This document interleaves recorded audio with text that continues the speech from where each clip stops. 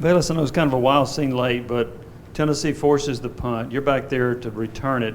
Take us through that punt, and did you think there was a chance you might take it to the house? Yes, sir. I knew Coach Eck was going to send everybody to try to block the punt, to try to put us in a situation, and to come back and win the game. And so I seen, the punter kind of like rushed his kick, and he like boomed it.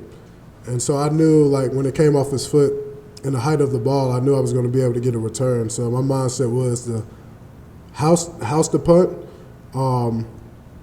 But plan B was like get us in great field position to put us in a position to win the game. And so, I got the ball in my hands. And I was with Ole Miss, they were coming down the straight line together. Mm-hmm. So I just shot to the field, and, I got what I could, crossed the 50. So put us in a good position to win the game. So, yeah, that's what happened on that. So when did you see the opening? As soon as you saw them coming straight down the field? Yes, sir.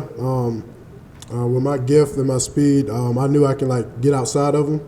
Or even if he got close, like break a tackle, to just get back to the field. So that was my goal. I had that plan in my head from the get-go.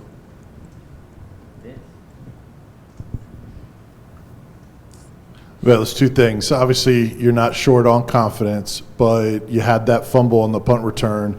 How much did your teammates try to pump you up and tell you to stay in it after that? Because it looked like they did. Everybody was positive. That's what I love about this team. Like my real brothers, even the coaches, everybody encouraging. We know I muffed the punt, and like just hearing that from my coaches and my teammates motivated me. To want to do better for my team, actually got me pumped up, and so I always have a point to prove. But after that, I had a chip on my shoulder, and I was like, I'm definitely gonna make up for that. By balling out for my teammates and putting them in the best position to win the game. So just everybody encouraging me, like, don't worry about that. That happened. Like, we got a whole ball game ahead of us, and so that was the mindset. And then last play of the game, 3 seconds left, final chance to try to score there. Take us through, are the coaches talking about scenarios? You got to get it in the end zone, that kind of stuff. What was the plan? Kind of take us through all that. Yes, Walker Romero caught a first down, and that was big for him. He was when they called him, he made a play because I was out for the first couple of plays.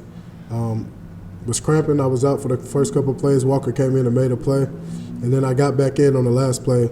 And in our scenarios and stuff like that, we work a lot of situational stuff. And so they called a play, and everybody knew exactly what to do. And so really everybody was just scrambling, trying to get open. Getting in the end zone and stuff. And so yeah, everybody's just scrambling, trying to get open. I know we was real close with Cedric Tillman. Ball went above his hands just a little bit, but we was inches away, from pulling that game off. And so, it's a part of football. You live and you learn. Velus, everyone saw that, obviously, that last play and how it went, and Joe kind of running and going out of bounds. But y'all also probably still need Joe. So, is there anything y'all were able to say to kind of lift his spirits up or kind of, tell him, hey, move on, let's get the next one? Us as a team, we know we could have did things differently to change the outcome of that game. And it's like I said, it's a part of the game. At the end of the day, like, it's behind us. We encourage no matter what. I was encouraged when I dropped the punt, muffed the punt. And so that's what we do. We uplift each other because, we're going to need Joe. We're going to need everybody, to stay together and stay close. Throughout this season, we still got a long season ahead of us. So, we're just going to learn from these mistakes, get back in the field room and get back to work. Coach Mack a few minutes ago said Henry To'oTo'o is one of the hardest hitters that you guys will face this year. Is that aligned with what you know of To'oTo'o? Yeah, Henry's a great player. Being here with him last season, his passion for the game, his love for the game. He's a ball hawk, everywhere the ball's at, you can find him. I've never been hit by him and stuff, but I feel like, I'm a pretty physical guy. So, I guess we're going to see. So, yeah, I've never been hit by Henry, so I guess we'll see what that looks like. And was it strange to look on film of, do you see him just that's number 10, or is that To'oTo'o? When you're looking at film, is it any different than what you looked at before knowing the guy? Yeah, Henry's like brother to me. I was close with him from this past season. And, I just, happy for the guy. He's balling. They're playing good over there, playing good football. And just really looking forward to this game because it's the next game. But, competing against my brother, I know it's going to be fun out there. We're all going to be competing. We're all competitors. So, we're just looking at it as the next team. And after, we can shake hands and laugh about it. What other challenges what other challenges does Alabama's defense present? Repeat that one more time. What other challenges does Alabama's defense present you guys? The challenges, they have some guys that played a lot of football, and they also have some young guys and stuff. But everybody's in position. They rarely make mistakes and stuff. Everybody play their role and do their part. And so, physical up front, safety's physical. We know that they can play ball and stuff like that. So we just got to bring it. And you mentioned Henry was like a brother to you. Do you still talk to him? Yeah, from time to time we talk to each other. I know I'm in school, he's in school. You know how that goes. Even back home with friends and stuff, you catch up when you can catch up, but it's never love lost. When you communicate, you picked up like you never fell off. So, yeah, that's what it is. Talk to him after the game. Patrick Velus, this is obviously your second season here. Your first year was played quarter full stadium. So what was Saturday night like to see the stadium full and as loud as it was?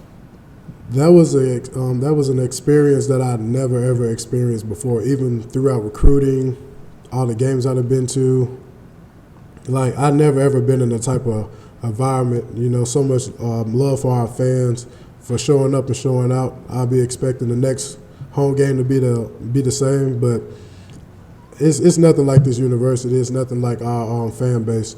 Like they came and showed out, and so like that was amazing. Like I was shocked at the beginning of the game, all the lights and stuff like that. But after, it was time to lock in. But that was beautiful. And I said, I even go back and look at pictures and stuff of it. Like we're truly blessed to be at Tennessee and, playing for this program and with our fan base. That's amazing. You touched on this a moment ago a little bit, but looking at that secondary for Alabama, they play about 7, 8 guys. It seems they all have an interception at least. Kind of what do they do well back there? What are some things you've picked up on film? Everybody's like in position, watching film and stuff like that. You just have to make a play. Everybody's going to be in the right position, but it's going to be like a situation where, who wants the ball when it's in the air. You're going to have to fight. You have to fight, fight through contact, yards after contact. It's going to be a slugfest. And so, you just got to come out there and be physical, but you're definitely going to have to make plays on these guys. It's not going to be handed to you. You're going to have to go take it. Velus, a lot of people went into Saturday's game expecting that to be kind of a track meet, and then both defenses played pretty well. Was it sort of an off night for you guys, or was there something Ole Miss did to kind of throw you guys off, especially in the passing game? I felt like as a mindset, it's always Tennessee versus Tennessee. What we could have did better, and I feel like it's a lot of things we have to clean up as well. And I feel like today was a great practice, but honestly, I feel like, we shot ourselves in the foot a couple times and stuff. And, if we can go back and change some things, we could. But, we're just going to move on from it. But I feel like, it was Tennessee versus Tennessee.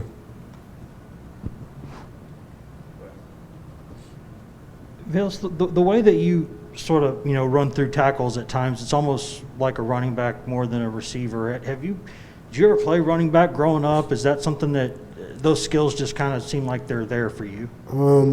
Yes, sir. When I was in Park League, playing for the Saraland Bills before they switched over to the Saraland Spartans because our school system. Yeah, that's only the real legends, the real OGs know about that. But I played, when I got to Saraland Park, I played at cornerback. Cornerback was my first position. And then I was faster than like most of the kids like growing up and stuff, so they moved me to running back just to get the ball in my hand. So running back was like my main position like coming up, and I even played running back like my senior year.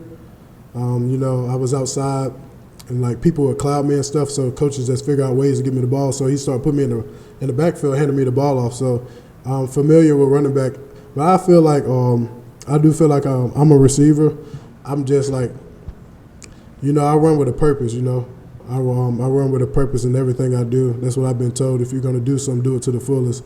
And so I just run with a purpose, speed running the family, also physicality. So every time I touch the ball, I just got something to prove, a point to make.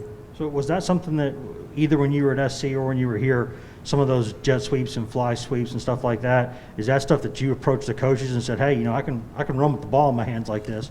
Yes, throughout like camp when I was at SC and stuff like that, they see like how strong I was in the weight room, how physical I was, to take on blocks with people bigger than me.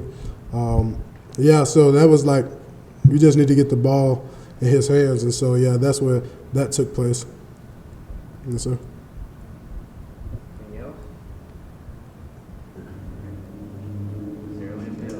Yes, it is, Sarah Bill.